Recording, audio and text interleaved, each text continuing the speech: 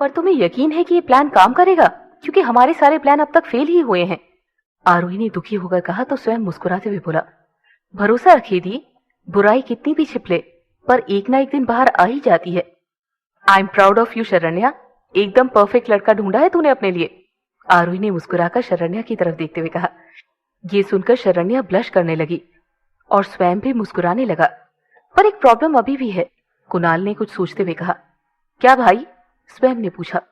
हमने जितनी भी बार सनाया को एक्सपोज करने का प्लान बनाया, सनाया को हमेशा हमारी हर चाल पहले से पता चल गई। इसका मतलब ये है कि वो अकेली नहीं है, कोई और भी है जो उसका साथ दे रहा है और हम सब पर नजर रख रहा है। हो सकता है वो इस वक्त भी हमारे आसपास ही हो और हमारी सारी प्लानिंग की खबर फिर से उस तक पहुंचा दे। कुणाल ने कहा तो आरोही भी बोल पड़ी। हाँ, मुझे भी पूरा यकीन है कि वो अकेली नहीं है, कोई और भी है उसके साथ। वरना उसे कैसे पता चला कि हम झूठी एंगेजमेंट का नाटक कर रहे हैं? और वो सीसीटीवी फुटेज, उसमें वो कैसे नहीं दिखी?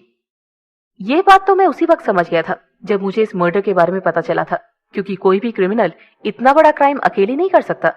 इसीलिए मैंने उसका भी इंतजाम कर लिया है। आप लोग बिल्कुल भी चिंता मत करिए, सनाया को आप मुझसे खुद भगवान भी नहीं बचा सकते। स्वयं ने मुस्कुराते हुए कहा। शायद तुझे सच में भगवान ने ही भेजा है हमारी मदद के लिए, कुणाल ने खुश होकर कहा। अब कुछ उम्मीद दिख रही है कि हम आदि को उस चुड़ैल के चंगुल से बाहर निकाल ही लेंगे। प्रीति ने भी एक गहरी सांस लेते हुए कहा। जरूर। अच्छा, मैं चलता हूँ, बहुत सारे सेटअप और अरेंजमेंट्स करवानी पड़ेगी ताकि भाई को बिल्कुल भी शक ना हो कि मैं उन्हें वहां किस मकसद से लाया हूँ। स्वयं ने कुर्सी से उठते हुए कहा। ठीक है, तू जा और किसी भी मदद की जरूरत हो तो मुझे बता देना। कुणाल ने स्वयं के कंधे पर हाथ रखते हुए कहा। ओके भाई, बाय, कहकर स्वयं वहां से चला गया और अगले दिन फिर से आदित्य के घर पहुंच गया और परेशान सा चेहरा बनाते हुए आदित्य से बोल पड़ा। भाई, मुझे आपसे एक हेल्प चाहिए, इट्स अर्जेंट। क्या हुआ? तू इतना परेशान क्यों लग रहा है? आदित्य ने पूछा तो स्वयं बोल पड़ा। वो एक्चुअली मैं चाहता हूँ कि स्टडीज खत्म होने से पहले मैं यूएस में प्रॉपर्टी लेकर वहां हॉस्पिटल बनाने का काम शुरू करवा दूं, ताकि बाद में मेरा टाइम बर्बाद ना हो।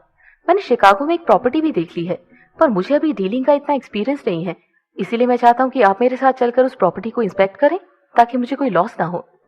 पर स्वयं, मुझे भी कहाँ ज्यादा कुछ पता है इस बारे में। तू फूफा जी या डैड को क्यों नहीं ले जाता? आदित्य ने कहा तो स्वयं उदास होकर बोला। मैंने उनसे बात की थी, पर इस वीक डैड और मामा जी दोनों बहुत बिजी हैं। मेरा इस वीक ही जाना जरूरी है, क्योंकि अगले 2 दिन में अगर ये डील नहीं हुई तो वो प्रॉपर्टी किसी और को दे देंगे। प्लीज भाई, मेरे साथ चलिए, और कुछ नहीं तो मुझे किसी कंपनी ही मिल जाएगी।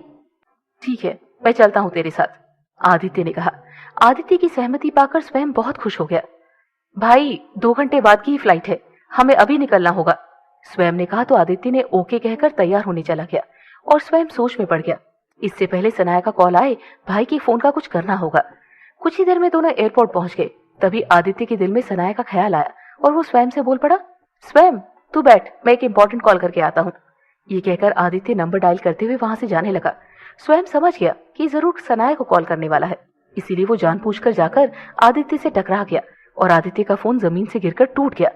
ओ सॉरी भाई, वो किसी के मैसेज में इतना खो गया था कि पता भी नहीं चला कि आप सामने खड़े हैं, स्वयं ने डरते हुए कहा। पर तेरी लव स्टोरी के चक्कर में मेरा फोन तो टूट गया ना, अब मैं कैसे कॉल करूंगा सनाया को? मुझे तो उसका नंबर तक याद नहीं है। भाई, हम कौन सा हमेशा के लिए यूएसए जा रहे हैं, 2 दिन की तो बात है। शी विल मैनेज, एंड वैसे भी वो आपसे इतना प्यार करती है तो वो पक्का समझ जाएगी कि आप किसी रीजन की वजह से उनसे कांटेक्ट नहीं कर पा रहे हैं। स्वयं ने बड़ी ही चालाकी से आदित्य को संभाल लिया और फिर दोनों जाकर फ्लाइट में बैठ गए। शिकागो पहुंचकर आदित्य और स्वयं प्रॉपर्टी डीलर के ऑफिस पहुंच गए। स्वयं ने जब डीलर को अपनी पसंद की प्रॉपर्टी के बारे में बताया तो डीलर चौंक कर बोला। सॉरी सर, उस प्रॉपर्टी की डील मैं क्या, कोई भी नहीं करवा सकता। पर क्यों? स्वयं और आदित्य ने एक साथ पूछा तो डीलर उन्हें बताने लगा। अरे, आप लोगों को नहीं पता, वो प्रॉपर्टी यहाँ के टॉप इंडस्ट्रियलिस्ट मिखेल डिसूजा की है और उनकी डेथ के बाद उनकी सारी प्रॉपर्टी उनकी विल के अकॉर्डिंग एनजीओ को डोनेट कर दी गई है। ये सुनकर आदित्य को यकीन ही नहीं हुआ, इसीलिए वो झल्ला कर बोला। मिखेल डिसूजा की डेथ? रियली? आप प्रॉपर्टी नहीं दिला सकते? तो साफ मना करिए, ऐसे बेफजूल की बातें क्यों कर रहे हैं?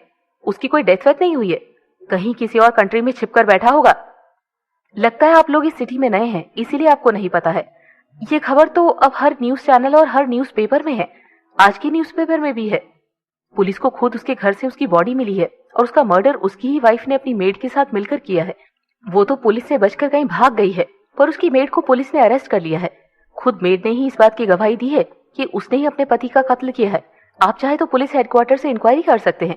पुलिस के पास इस मर्डर के सारे सबूत है। ये सुनकर आदित्य के पैरों के नीचे की जमीन खिसक गई। वो फौरन वहां से उठकर बाहर आ गया। स्वयं भी उस डीलर को थम्स अप देकर मुस्कुराते हुए बाहर आ गया। क्या हुआ भाई, आप इतने परेशान क्यों हो? आप जानते हो क्या उस मिखेल डिसूजा को? स्वयं ने अपना नाटक जारी रखते हुए पूछा। आदित्य उस वक्त इतना परेशान था कि उसने स्वयं को किसी भी बात का जवाब देना जरूरी नहीं समझा और फटाफट एक टैक्सी रोककर उसमें बैठ गया। स्वयं भी उसके साथ बैठ गया। पुलिस हेडक्वार्टर्स प्लीज, आदित्य ने टैक्सी ड्राइवर से हड़बड़ाते हुए कहा।